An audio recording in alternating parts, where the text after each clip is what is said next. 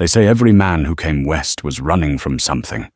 For Caleb Thorne, the blacksmith of redemption, Gulch, it was the ghost of a man he used to be. He hammered out a quiet life, his only solace found in the silent company of a girl named Rose, a girl whose own past was a locked room with no key. But peace is a fragile thing in a land being carved up by railroad money. When Cordelia Vanderbilt, heiress to an empire of steel and gold, steamed into town, she offered Caleb a world of wealth and power. All he had to do was cast the silent girl aside. This is the story of the choice he made, a choice that would either bury his past for good or force him to face it with a gun in his hand. The clang of hammer on steel was the heartbeat of Redemption Gulch, and Caleb Thorne was its steady pulse. From dawn until dusk, his forge glowed a fiery testament to a life rebuilt from ash and regret. His shoulders broad and corded from years of work, moved with a rhythm that was part penance, part prayer. Men brought him their broken plows and dull axes. He gave them back tools that were stronger than before. It was an honest trade, an honest life. And honesty was a currency Caleb had once valued far too little. He lived in the quiet spaces, the long pauses between the bellows' roar and the anvil's ring. He found a similar quiet in Rose. She wasn't of the town, not really. Found as a child wandering the plains, shocked into a silence no doctor could cure, she had been raised by the kindly physician, Dr. Albright. Now a young woman, she moved through the town like a phantom, her presence felt, but rarely heard. She would deliver tinctures and poultices for the doctor, her large, expressive eyes communicating more than most folks managed with a string of careless words. Their friendship was a thing of unspoken understanding. She would often bring him a cup of cool water in the heat of the day, her small hand placing it on a clean spot on his workbench. He in turn would leave small, intricate metal figures for her, where she would find them a perfectly wrought iron flower, a tiny, soaring hawk. He never saw her take them, but they were always gone by morning. He spoke to her, as he would anyone telling her of the stubbornness of a piece of metal or the way the setting sun hit the distant peaks of the Bighorn Mountains. She would listen, her gaze unwavering, sometimes offering a sad, knowing smile, or on rare occasions sketching a quick, surprisingly witty reply on the small slate she carried. Their peaceful world was shattered by the shriek of a train whistle, unlike any the town had ever heard. It wasn't the chugging freight or the twice-weekly passenger line. This was the sound of power, a private Pullman car, a palace on wheels lacquered in deep emerald green and gleaming with polished brass, hissed to a stop at the newly built platform. From it emerged Cordelia Vanderbilt. She was not merely a woman. She was an event. Dressed in tailored Eastern finery that must have cost more than Caleb's entire forge, she moved with the confident grace of someone who had never been told no. Her father, the formidable railroad baron Cornelius Vanderbilt, was swallowing the West whole, and Cordelia was his beautiful, sharp-toothed emissary. She was in Redemption Gulch to oversee the final survey for a new spur line, a project that would either make the town a hub of commerce or wipe it from the map. Her eyes, the color of a winter sky, swept over the dusty main street, dismissing the gawking townsfolk with an imperceptible lift of her chin. And then they landed on Caleb Thorne, who was leaning against his doorway, wiping the sweat from his brow with a forearm. He was covered in soot, his leather apron worn and stained, but he stood with a stillness and self-possession that no amount of money could buy. In a town of shuffling prospectors and weary ranchers, he looked like a pillar. Cordelia saw not a blacksmith, but a challenge, a magnificent, untamed creature to be captured. Over the next week she made her intentions clear. She found reasons to visit the forge, commissioning a set of ornate iron gates for a future estate she spoke of as if its existence were a foregone conclusion. She'd trail a gloved finger over his work, her voice a low purr as she complimented his strength, his skill. She spoke of New York, of London, of a life of boundless opportunity, a life he could have. Caleb was polite, deferential, but distant. He answered her questions with short, direct sentences and returned to his work, the steady rhythm of his hammer, a clear dismissal. The town buzzed. The blacksmith and the heiress. It was a story torn from the pages of a dime novel. No one could imagine a man turning down such a fortune. The annual Founders' Day dance was to be Cordelia's stage. She arrived in a gown of shimmering satin, a constellation of jewels at her throat. The entire town held its breath. She moved through the crowd in the town hall, a queen parting a sea of subjects, her gaze fixed on Caleb, who stood near the back wall, looking profoundly uncomfortable in a clean shirt. "Mr. Thorne," she said, her voice carrying across the suddenly silent room, "I believe you owe me a dance." It was not a request. It was a command, gilded with a smile. Every eye was on him. To refuse would be a public humiliation for the most powerful woman to ever set foot in their town. He hesitated, his jaw tight. He felt the weight of expectation, the pressure of her immense wealth and influence. He gave a stiff, formal bow and allowed her to lead him onto the floor. They moved together, a study in contrasts. She was fluid and graceful. He was powerful, but rigid, as if dancing with a coiled rattlesnake. She pressed closer than was proper, her scent of French perfume and money filling his senses. "You see," she whispered, her lips near his ear, "this is where you belong. Not in the dirt and the soot. At my side. I can give you anything you desire, Caleb. A name, a future. All you have to do is ask." His eyes, however, were not on her. They drifted over her shoulder toward the doorway. Rose had just entered, carrying a basket of late-blooming wildflowers to be placed on the refreshment table. She wore a simple calico dress, her hair in a neat braid. She looked small and out of place amidst the raucous celebration. As she set down the basket, her eyes met Caleb's across the crowded room. She gave him a small, almost imperceptible smile, a flicker of light in the dim hall. The music ended. Cordelia looked up at him, her expression triumphant, expecting him to be enthralled. But Caleb's attention was gone. He gave her another curt bow, his face unreadable. "Thank you for the dance, Miss Vanderbilt," he said, his voice flat. And then he turned and walked away from her. He walked straight through the crowd, which parted for him in stunned silence. He walked directly to the doorway where Rose stood, her eyes wide with surprise. He didn't say a word. He simply reached out and took the empty basket from her hands, then gestured with his head toward the cool night air outside. It was a small gesture, a quiet invitation away from the noise, away from the suffocating presence of the heiress. But in the charged atmosphere of the town hall, it was a declaration. In front of everyone, Caleb Thorne had spurned the gilded promise of Cordelia Vanderbilt. He had chosen the silent girl. The music stuttered back to life, but the party was over.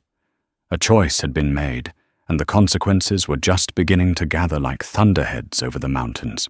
The morning after the dance, the air in Redemption Gulch was thick with unspoken judgment. When Caleb walked to the mercantile for supplies, conversations ceased as he passed. The women whispered behind their hands, and the men gave him curt nods, their eyes filled with a mixture of pity and disbelief. He had publicly slighted a Vanderbilt. It was like spitting in the eye of a god. He ignored it all, focusing on the familiar weight of the hammer in his hand, the comforting heat of the forge. But peace was a luxury he would not be afforded. Late in the afternoon, Cordelia Vanderbilt appeared at the wide entrance to his smithy. She was not dressed for a casual stroll. She wore a severe dark riding habit, and two armed men, clearly professionals from the way they stood, remained by her expensive mare. They weren't town folk. They were Pinkerton men, their faces as hard and emotionless as river stones. "Mr. Thorne," she said, her voice stripped of its previous seductive warmth. It was cold and sharp now, like a shard of ice. "I have come to understand your reluctance. You are a man of simple tastes. You fear the complexities of my world. I find that quaint." Caleb quenched a glowing horseshoe in the slack tub, the hiss of steam filling the silence between them. He turned to face her, wiping his hands on a rag. "I don't fear your world, Miss Vanderbilt. I simply have no desire to live in it." A flicker of anger crossed her features before being replaced by a condescending smile. "Let us not be coy. I am offering you an escape, a way out of this grimy existence. My father's enterprise spans this entire nation. There is a place in it for a man of your fortitude. You would be a director, a partner. Imagine it. Your name on boardrooms, not on a dusty signpost. We would be married within the month. You would have wealth beyond your wildest imaginings and power that could make governors tremble." She painted a vivid picture, a gilded cage of unimaginable luxury. For a moment, an image flashed in Caleb's mind, not of boardrooms and governors, but of a muddy street in Abilene 15 years ago. The smell of gunpowder and blood, the terrified scream of a bank teller, a young man no older than 20 cut down by a stray bullet from a partner's gun. A bullet that was meant for Caleb. He remembered the weight of the stolen money in his saddlebags, how it felt like lead dragging him down into hell. He had ridden away from that life, burying his name and his past, vowing to never again profit from another's pain. "My life is my own," Caleb said, his voice low and steady. "It's not for sale." Cordelia's smile vanished. "Is it? I think you'll find that nearly everything in this world has a price. You have made your choice. You prefer the company of a broken, mute girl to me." The words were laced with venom. "You have made a grave miscalculation. You think your choice was about love or honor. It was about foolish pride. And pride, Mr. Thorne, is a luxury the poor cannot afford." She turned on her heel, her riding crop tapping impatiently against her boot. "You will find that the world is a very cold place when you are outside the circle of my family's goodwill. Very cold indeed." She was gone as quickly as she had arrived, leaving behind a palpable chill. The threat was not idle. The very next day, Mr. Abernathy from the Redemption Gulch Bank paid Caleb a visit. A portly, nervous man who usually greeted Caleb with a booming laugh, Abernathy couldn't meet his eye. "Caleb," he began, wringing his hands. "About the loan you took out for the new bellows and anvil. I'm afraid the board has had a meeting. A telegraph came down the line this morning from the head office in Cheyenne. They're calling in all outstanding private debts, full payment, due in 30 days. Caleb stared at him. The loan was small and he'd never missed a payment. The head office was of course owned by a holding company, which if one traced it back far enough belonged to Cornelius Vanderbilt. "I see," Caleb said quietly. It was just the beginning. The following week, the freight wagon that brought his anthracite coal from the mines up north didn't arrive. When Caleb questioned the freight master, the man shrugged helplessly. "New priority contract, Caleb. The railroad's buying up all the tonnage, every last lump, for the new spur line. My hands are tied." His supply of iron from the east met a similar fate. Suddenly there were shipping delays and lost manifests. Without coal and without iron, a blacksmith was just a man with a heavy hammer. Work slowed, then stopped. The rhythmic clang that was the town's heartbeat fell silent. The whispers grew louder. People who had once sought his counsel now crossed the street to avoid him. They were afraid. The Vanderbilt name was a shadow that loomed over everything, and Caleb had chosen to stand outside its protection. He was an outcast in his own life, being slowly, methodically starved. Through it all, Rose remained. She would appear at his doorway in the evenings after the town had shuttered itself away.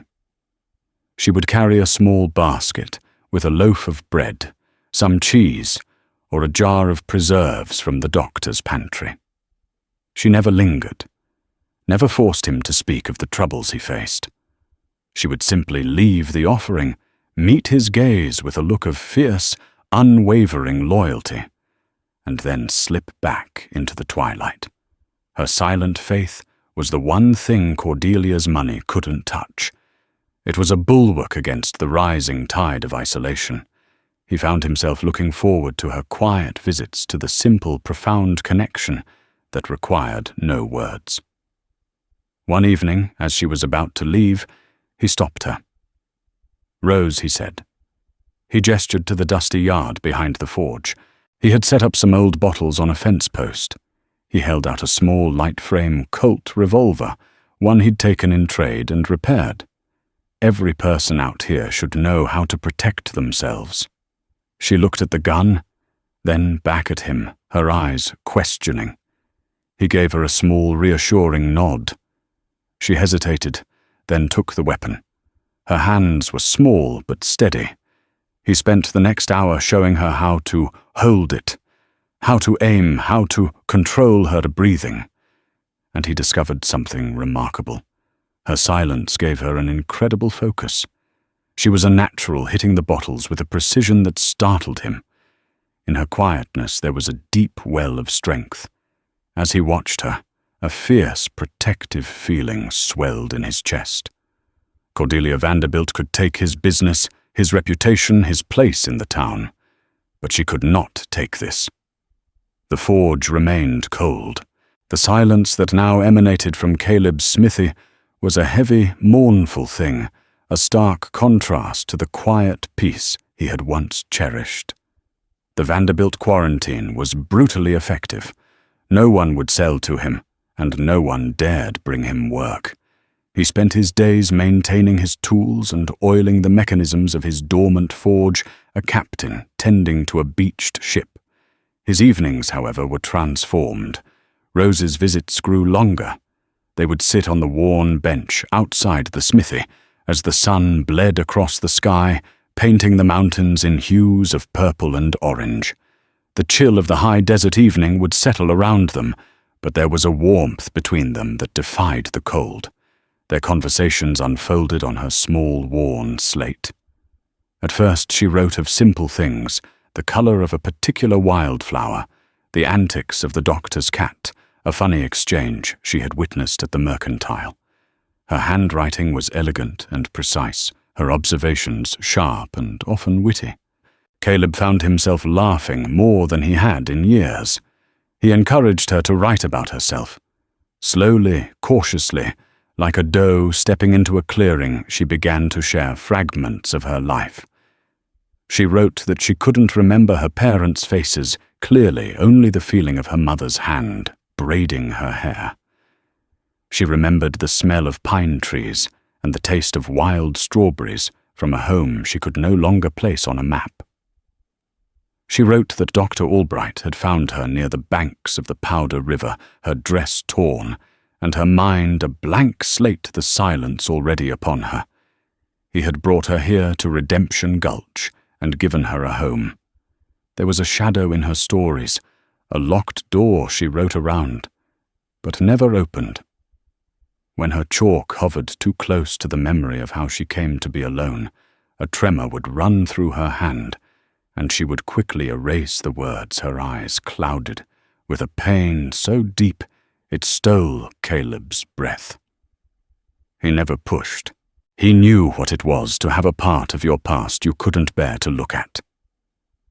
One evening, As a sliver of moon hung in the inky sky, she wrote something that stopped him cold.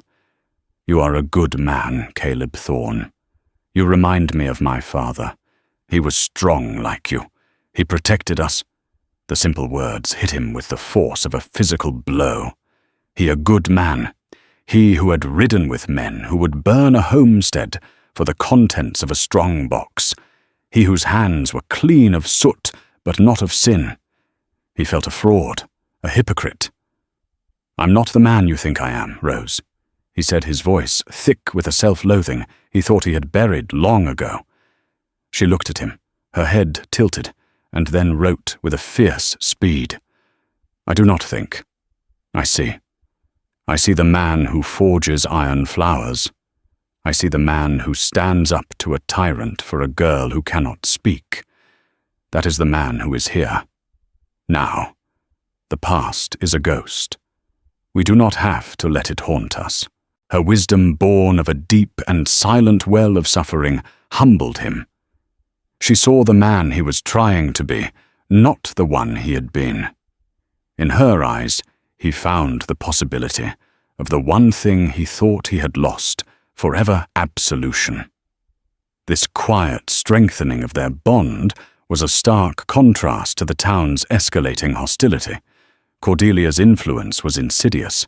The sheriff, a man named Brody, who owed his position to Vanderbilt money, began to take an unhealthy interest in Caleb. He'd saunter by the forge, asking pointed questions about where Caleb had come from, making vague insinuations about men with no past often having something to hide. The pressure was designed to break him, to make him crawl to Cordelia and beg for her forgiveness. But every hardship only seemed to solidify his resolve. Rose's unwavering presence was his anchor. She was no longer just a friend or a person he felt compelled to protect. She was becoming the very center of his world. He continued to teach her to shoot. The small Colt became an extension of her hand. Her focus was absolute. She wasn't just firing at bottles anymore. She was learning to track the fall of her shots, to adjust for wind, to reload with a speed that was mesmerizing. He saw in her a fierce survival instinct, a core of iron resilience that her fragile exterior belied. One afternoon, while they were practicing in a secluded ravine a mile from town, she suddenly lowered the pistol, her body tense. She held a finger to her lips, though it was an unnecessary gesture, and pointed toward a ridge. Caleb saw nothing at first. Then a flicker of movement, a coyote watching them from the rocks. Her senses were preternaturally sharp, honed by a life of listening with her eyes. Later that day, as they walked back toward town, a rider approached from the east. He was a stranger, dressed in clothes that were a little too fine for a common drifter. He rode a magnificent black stallion and sat in his saddle with an easy, predatory grace. As he drew nearer, he slowed his horse, his eyes sweeping over them. His gaze lingered on Caleb with a flicker of something unreadable, and then it settled on Rose. A strange, cruel smile touched the man's lips. It was a brief, fleeting expression, but it was filled with a chilling familiarity, as if he were looking at a long-lost possession. Rose froze. The color drained from her face. Her breath hitched in a silent, strangled gasp, and the small slate she carried slipped from her fingers, shattering on the hard-packed earth. She stared at the rider, her eyes wide, with a terror so pure and absolute it made Caleb's blood run cold. The stranger tipped his hat, that chilling smile never leaving his face, and rode on toward redemption. Gulch, leaving Rose trembling, staring at the empty road, as if she had just seen a ghost walk out of its grave. The stranger took a room at the town's only hotel, signing the register with a flourish Malachi Kane. The name meant nothing to the people of Redemption Gulch, but to Caleb it was a brand seared into his memory. Malachi Kane, the charming, silver-tongued devil who had led the gang, the man who could quote scripture one minute and shoot a man in the back the next. the man Caleb had last seen, riding away from the blood-soaked street in Abilene, leaving Caleb to grapple with the death of an innocent. Caleb had hoped Malachi was dead or rotting in a federal prison. To see him here in redemption, Gulch felt like a personal summons from hell. That evening, Malachi found him.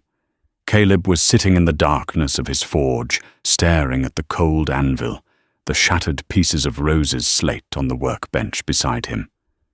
She had fled after seeing Malachi running back to the safety of Dr. Albright's home without a backward glance. "Well, well," a smooth voice drawled from the shadows. "Nathaniel Crowe. Or do you prefer Caleb Thorns these days? I must say, the blacksmith role is a bit humble for a man of your talents." Malachi stepped into the moonlight, filtering through the doorway. He hadn't changed much. He was still handsome, his smile still disarmingly easy, but his eyes were colder, harder. They held the predatory gleam of a wolf that had tasted blood and wanted more. "What do you want?" Malachi Caleb's voice was a low growl. "A drink for old times' sake. A conversation." Malachi strolled into the smithy, running a hand over the cold forge. "I heard whispers on my way west. A railroad heiress, a Vanderbilt, no less, turning a whole town against a stubborn blacksmith. Sounded like a story with potential. I arrive to find the blacksmith is my old friend Nate. It seems fortune has smiled upon us. There is no us," Caleb said, rising to his feet.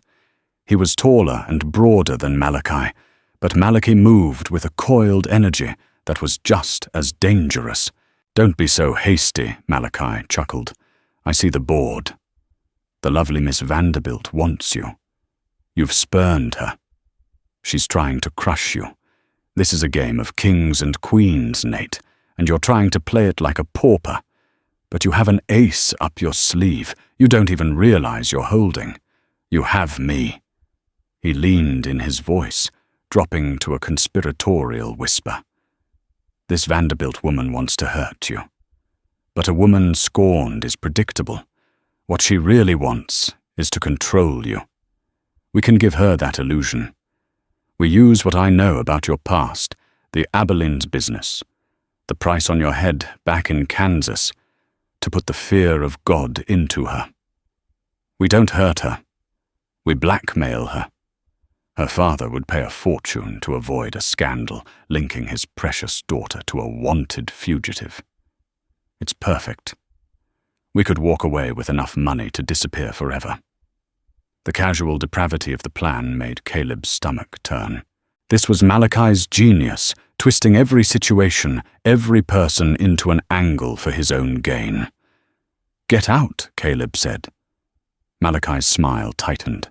"Still playing the saint after all this time? It doesn't suit you, Nate. I know who you are." He paused, his eyes glittering. "Speaking of familiar faces, I saw you on the road with a pretty little thing. Dark hair, big eyes. Mute, I hear. There's a tragic poetry, too. That isn't there." At the mention of Rose, a cold dread washed over Caleb. He watched Malachi's face, searching for a hint of what he was thinking. "She seemed familiar," Malachi mused, tapping a finger against his chin. He looked around the forge, his eyes landing on the iron flower Caleb had made, which sat on a dusty shelf.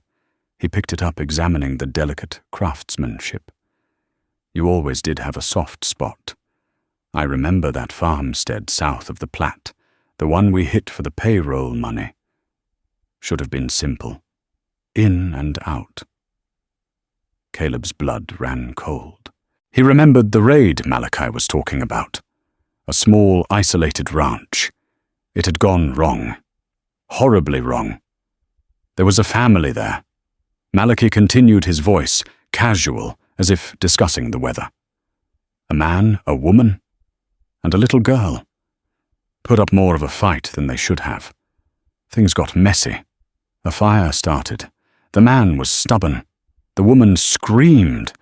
But the little girl, She just watched, big, terrified eyes taking it all in. Never made a sound. We rode off and left the place to burn. I always wondered what happened to her. He looked from the iron flower in his hand directly into Caleb's eyes. The realization struck Caleb with the force of a physical blow, knocking the air from his lungs. The fire, the raid, the family, rose. Malachi's cruel smile returned wider this time, full of triumph. He knew. He had just recognized her on the road, and now he had put all the pieces together. That little mute girl is your weakness, isn't she? Nate, Malachi said softly, placing the iron flower back on the shelf with mock reverence. And here I was thinking we'd blackmail the Vanderbilts. It turns out, my old friend, that the most valuable thing in this town is her. He saw it all in that moment. Malachi wasn't just a ghost from Caleb's past. He was the demon from Rose's. He was the source of her trauma, the man who had stolen her family, her home, and her voice. And now he was here, in Redemption Gulch, holding the key to both of their destructions. The past wasn't a ghost anymore. It was flesh and blood, and it had come to collect its debts. The revelation hung in the air of the forge, thick and suffocating. Caleb stared at Malachi, seeing not the man he once rode with, but the architect of Rose's lifelong nightmare. The casual cruelty with which Malachi recounted the destruction of her family ignited a rage in Caleb, so pure and hot it burned away years of carefully constructed calm. "You'll not touch her," Caleb said, his voice a low, dangerous rumble. Every muscle in his body was coiled, ready to spring. Malachi held up his hands in a placating gesture, a smirk playing on his lips. "Easy, Nate. I'm not a monster. I'm a businessman. And she's just become a valuable asset. The story alone is priceless. The mute orphan of redemption. Gulch her trauma inflicted by the very man her new protector used to call partner. How do you think the town would feel about their quiet blacksmith then? How would she feel knowing the man she trusts rode with the man who destroyed her world? The threat was clear. Malachi would use Rose's past to destroy Caleb's present. He would poison the one pure thing in Caleb's life. "I'm giving you one last chance," Malachi said, his voice hardening. "You and me, we leverage the Vanderbilt situation. We take their money and we disappear. You refuse and I will burn this little life you've built to the ground. I'll start by telling the girl who you really are. I'll describe the raid in detail. I'll make sure she knows that her protector's hands are just as dirty as mine." "Get out of my town," Caleb breathed the words barely audible, but heavy with violent intent. Malachi laughed a short, ugly sound. "Your town. Look around you, Nate. This is Vanderbilt's town, and soon it'll be mine. You have until tomorrow night to decide." He turned and sauntered out, swallowed by the darkness, leaving Caleb alone with the monstrous truth.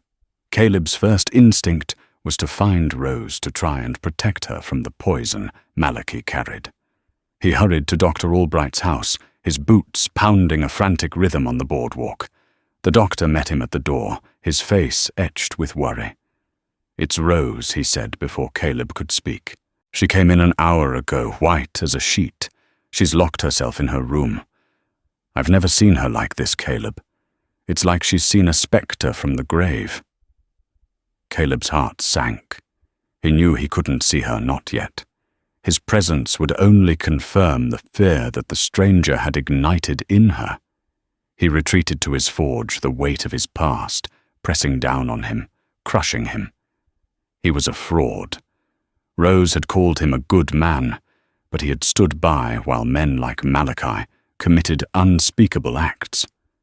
His silence then was a sin of cowardice, a stain that could never be washed away. He spent the night in torment, pacing the cold dirt floor of his smithy. He was trapped. If he defied Malachi, Rose would learn the truth of his past from a cruel and manipulative source, a truth that would shatter her trust and her fragile peace. If he joined Malachi, he would become the monster he had spent 15 years trying to escape. By dawn, clarity emerged from the turmoil. There was no easy path. There was only the right one. He could not protect Rose from the truth, but he could protect her from Malachi. His own reputation, his own future no longer mattered. Only she did. He found her later that morning, by the small creek that ran behind the town. She was sitting on a large, flat rock, staring into the water, her shoulders slumped in despair. The vibrant life that usually danced in her eyes was gone, replaced by a haunted, distant emptiness. He approached slowly so as not to startle her. He sat not beside her, but a respectful distance away. For a long time they sat in silence, the only sound the gurgle of the water over the stones. Finally he spoke, his voice quiet and raw. "His name is Malachi Kane," he said. He didn't need to explain who he was. I knew him. A long time ago, we rode together. He confessed it all. The robberies, the running, the life he had led as Nathaniel Crowe. He told her about Abilene, about the teller who died, about the vow he made to leave that life behind. He didn't make excuses or ask for forgiveness. He simply laid the ugly, unvarnished truth before her. As he spoke, she didn't look at him. She continued to stare into the creek, but he saw her hands clench into tight fists in her lap. When he finished, the silence returned heavier than before. He had laid his soul bare, and now he waited for her verdict. Slowly she reached into the small bag beside her. She pulled out a new slate, a smaller, pocket-sized one, and a piece of chalk. Her hands trembled violently as she began to write. It took her a long time, her chalk strokes jerky and uneven. When she was done, she held it out for him to read. I remember the smoke. I remember the shouting. I remember my father fighting. He fell. Then my mother. She screamed for me to run, to hide. Her words were a torrent of pain, a lancing of a wound that had festered for a decade. He came into the barn where I was hiding, the man with the smiling eyes. He smelled of whiskey and gunpowder. He pointed his gun at me, but he didn't shoot. He laughed. He said, "This one's too broken to be a witness." And he left me there, in the dark, with the silence. Caleb's vision blurred with tears. The man with the smiling eyes. Malachi. He looked at her, ready to see accusation, hatred, disgust. Instead, he saw a glimmer of the fierce spirit he had come to admire. She took the slate back, erased the words with the heel of her hand, and wrote again, her strokes firm, now decisive. "You are not him." 3 words. It was not forgiveness. It was not absolution. It was something more profound. It was a statement of fact. She saw the man before her, the man who had confessed his sins, and she separated him from the demon of her memory. In that moment, Caleb's path became irrevocably clear. This was no longer just about protecting Rose or preserving his new life. It was about avenging hers. He looked from her determined face toward the town where Malachi Kane was no doubt plotting his next move. A silent vow formed in his heart, a promise forged not in the fire of his smithy, but in the crucible of shared pain. He would not let Malachi's shadow touch her again. He would face the ghost of Abilene and send him back to hell or die trying. His redemption would not be found in hiding from his past, but in destroying it. Blinded by rage and humiliation, Cordelia Vanderbilt was a tinderbox, waiting for a spark. Malachi Kane arrived, presenting himself as that spark. He found her on the veranda of the private car she now used as her local residence, a fortress of opulence in the dusty town. He spun a carefully edited tale. He presented himself as a former acquaintance of Caleb's, a man who knew him as the fugitive Nathaniel Crowe, wanted for robbery and murder. "He is a dangerous man," Miss Vanderbilt Malachi said, his voice oozing feigned concern. "He has fooled this town, and he has fooled you. His interest in the mute girl is not born of affection, but of opportunity.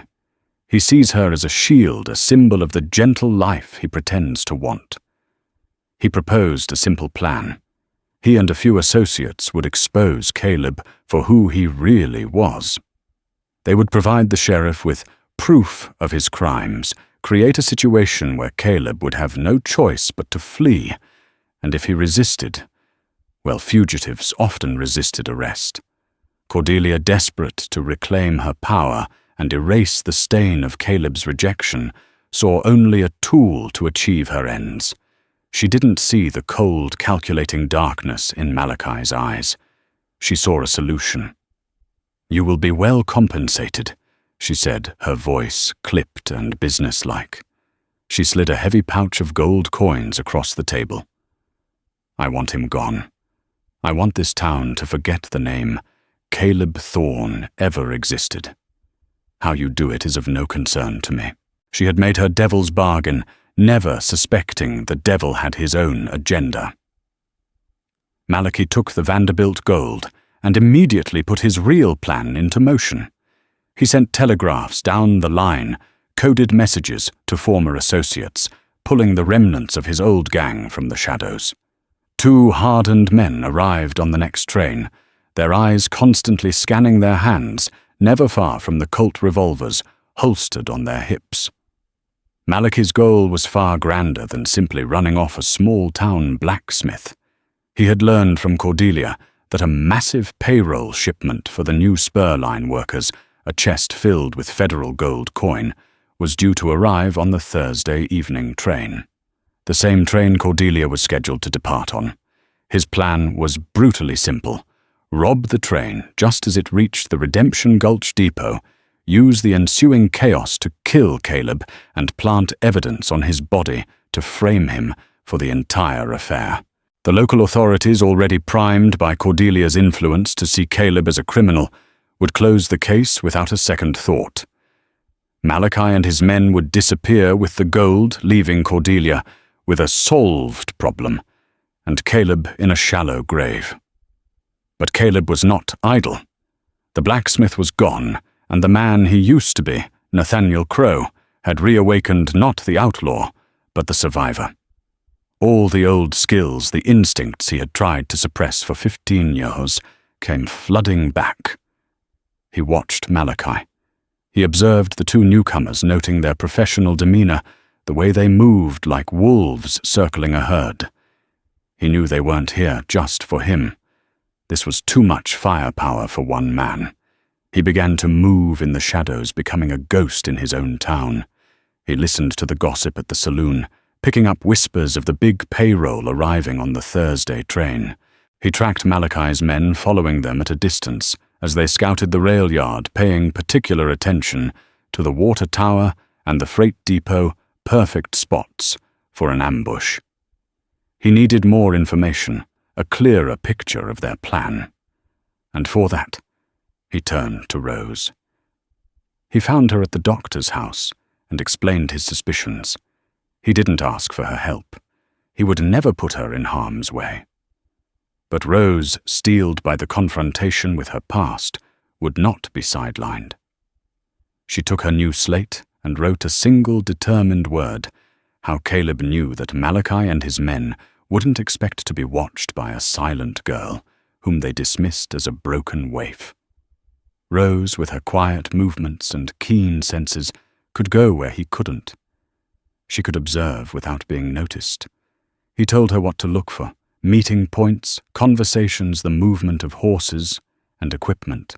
It was a dangerous request, and it terrified him, but the look in her eyes told him she understood the stakes. This was her fight too. For 2 days, Rose became his eyes and ears. She moved through town on her errands for the doctor, a phantom in plain sight. She saw Malachi's men pacing off distances at the rail yard, She saw one of them hiding a rifle wrapped in oilcloth in the loft of the livery stable overlooking the tracks. She followed another as he rode out to a small abandoned homestead a few miles out of town, which they were clearly using as a base of operations. She communicated her findings to Caleb through quick detailed sketches on her slate, a map of the rail yard, with X's marking the positions of the men, a drawing of the hidden rifle, a layout of the abandoned homestead. Her silent observations were painting a deadly picture. The night before the train was due, Caleb went to see Sheriff Brody. He laid out his suspicions, explaining that Malachi Kane was a known outlaw and that a robbery was imminent. Brody, his salary supplemented by Vanderbilt generosity, laughed in his face. So the fugitive Nathaniel Crow is accusing someone else of being an outlaw. Brody sneered, leaning back in his chair. Miss Vanderbilt warned me you'd try something like this, trying to deflect from your own past. You stay away from that train tomorrow, Thorne. In fact, you'd be wise to just keep riding. It would save us all a lot of trouble. Caleb walked out of the sheriff's office into the cold night air. The law was bought and paid for. The town was a viper's nest. He was utterly alone. He returned to the forge. Rose was there waiting for him in the shadows, her face pale with worry. He told her what the sheriff had said. He saw the fear in her eyes, but also a fierce resolve. She took his calloused, soot-stained hand in both of hers. She couldn't speak the words, but her message was as clear as a gunshot in the night. He was not alone. They would face this together. Caleb looked down at their joined hands, then at the cold, silent anvil. Tomorrow there would be a reckoning, and the clang of steel on steel would once again ring through Redemption Gulch. This time, however, it would be the sound of gunmetal. The air on Thursday evening was unnaturally still, the sky a bruised purple. The whistle of the approaching train was a mournful cry cutting through the tension that had settled over Redemption Gulch. The platform was mostly empty, save for Cordelia Vanderbilt, who stood tapping her foot impatiently, flanked by her 2 Pinkerton guards, eager to leave the town and its unpleasant memories behind her. She was unaware that she was standing in the middle of a killing ground. Malachi's men were in position. One was in the livery loft with the rifle his target, the engineer. The other was crouched behind crates at the far end of the depot, ready to cover the payroll car. Malachi himself waited in the shadows of the water tower, a Winchester rifle cradled in his arms, his eyes fixed on the entrance to the rail yard, waiting for Caleb to walk into his trap. But Caleb didn't follow their script. He and Rose had made their way to the rail yard an hour earlier, moving through the back alleys and shadows, using the knowledge she had gathered. He carried his own Winchester, and strapped to his hip was the Colt Peacemaker that had been his constant companion for years. Tucked into Rose's dress pocket was the small frame Colt he had taught her to use. She was not there to fight, but she would not be defenseless. From behind a stack of railroad ties, they watched the train pull in steam, hissing from its great iron heart. As the payroll car, reinforced with steel plates, ground to a halt, the first shot rang out. It wasn't from the livery loft. It was from Caleb. He had worked his way to a better vantage point on the roof of the station master's office. His bullet didn't hit the sniper, but slammed into the wooden frame of the loft window, showering the man with splinters and ruining his aim. The train's engineer, startled, but unharmed, immediately hit the brakes hard. Chaos erupted. Malachi's man at the depot opened fire, trying to pin down the guards on the train. The Pinkertons, professional and disciplined, returned fire, taking cover behind the steel car. Cordelia screamed, scrambling back toward the safety of her private car as bullets whizzed through the air. Malachi, realizing his plan was unraveling, cursed and fired toward the station roof, forcing Caleb to duck back. This was the moment he had planned for the chaos he would use to frame Caleb. He yelled to Sheriff Brody, who had conveniently appeared at the edge of the yard. "There he is, Thorne. He's robbing the train." Brody, a coward at heart but loyal to his paycheck, drew his pistol and began firing wildly in Caleb's direction. Caleb was trapped, pinned on the roof by Malachi and Brody, with the second gunman at the depot blocking his escape. He was out of options. Then he saw movement below. Rose. While all eyes were on the firefight, she had slipped from their hiding place. Keeping low, she darted from cover to cover, a grey phantom in the deepening twilight. She wasn't running away. She was running toward the livery stable. Caleb's heart seized with terror. He knew what she was doing. She was going after the sniper. He had to create a diversion. Rising from cover, he fired 2 quick shots at Brody, not to hit him, but to kick up dirt at his feet. The sheriff yelped and dove behind a water trough. The move drew Malachi's full attention. A bullet from his Winchester tore through Caleb's sleeve, grazing his arm. The sting was sharp, but he ignored it. He had bought her a few seconds.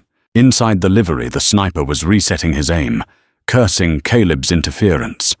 He didn't hear the whisper-quiet footsteps on the ladder behind him. As he settled the rifle stock against his shoulder, a floorboard creaked.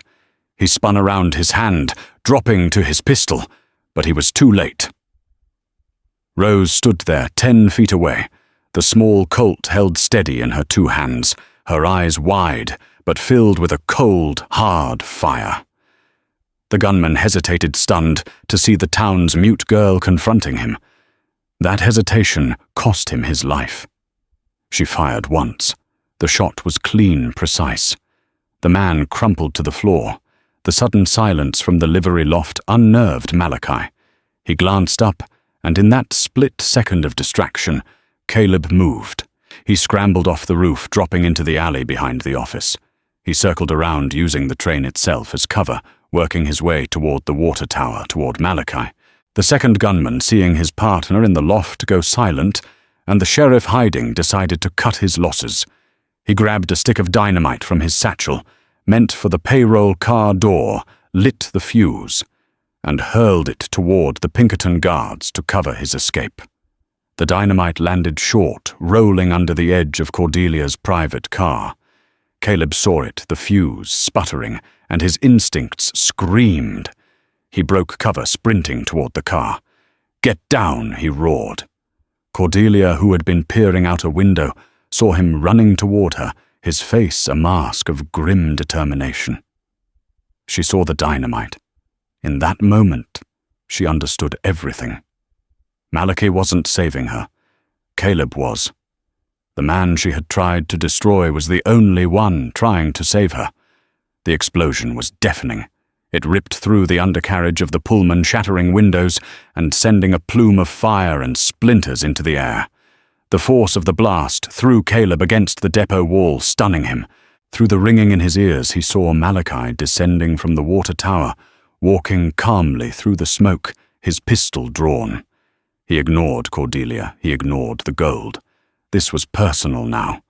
He walked toward the dazed Caleb, that terrible smiling-eyed grin on his face. "It always comes down to you and me, doesn't it, Nate?" Malachi said, raising his pistol. A shape emerged from the livery stable. It was Rose. She saw Caleb on the ground, Malachi standing over him. She raised her pistol, but it was empty. She had used her only shot. Malachi laughed, the broken witness. "Come to watch your new protector die, just like your father." He leveled his gun at Caleb's head. And then a sound tore through the air, a sound no one in Redemption Gulch had ever heard.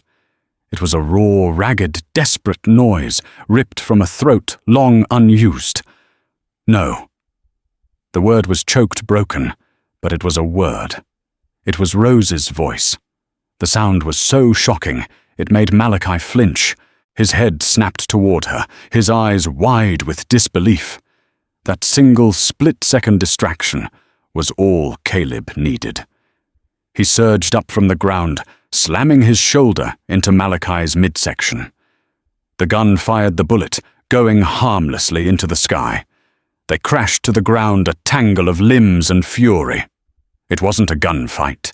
It was a brawl born of 15 years of guilt and a lifetime of pain. Caleb's raw strength against Malachi's wiry viciousness. They rolled in the dirt, exchanging brutal blows. Finally, Caleb got the upper hand, his hands closing around Malachi's throat. "This is for her family," Caleb growled, his face inches from Malachi's. "This is for her voice." Sheriff Brody, finally emerging from behind the trough, saw the brutal fight. He saw Cordelia Vanderbilt, her face streaked with soot, pointing a trembling finger, not at Caleb, but at the struggling Malachi. Brody knew which side his bread was buttered on. He raised his pistol and fired. The shot ended the fight, and Malachi's life for good. In the ringing silence that followed, Caleb staggered to his feet. He looked at Malachi's body, then at the terrified face of the sheriff, then at the stunned, humbled expression of Cordelia Vanderbilt.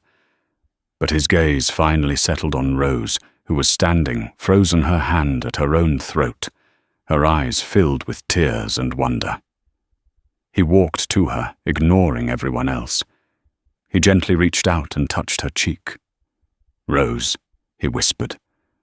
She looked at him, and her lips parted.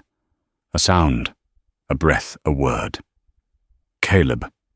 It was quiet, hoarse, and the most beautiful sound he had ever heard. The past was not erased, but its echo had finally faded.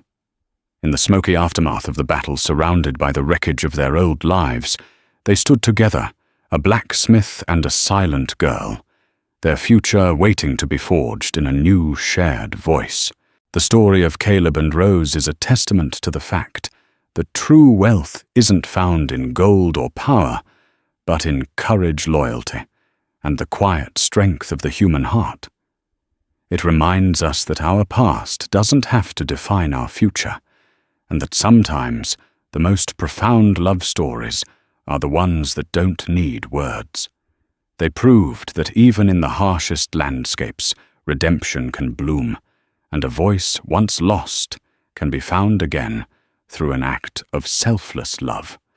If their journey from silence and sorrow to a shared future moved you, please take a moment to support our channel. Hit that like button to let us know you enjoyed the story. Share it with someone who appreciates a classic tale of the West. And most importantly, subscribe and ring the bell. We have so many more stories of unsung heroes and forgotten legends to share with you, and we wouldn't want you to miss a single one. Thank you for listening.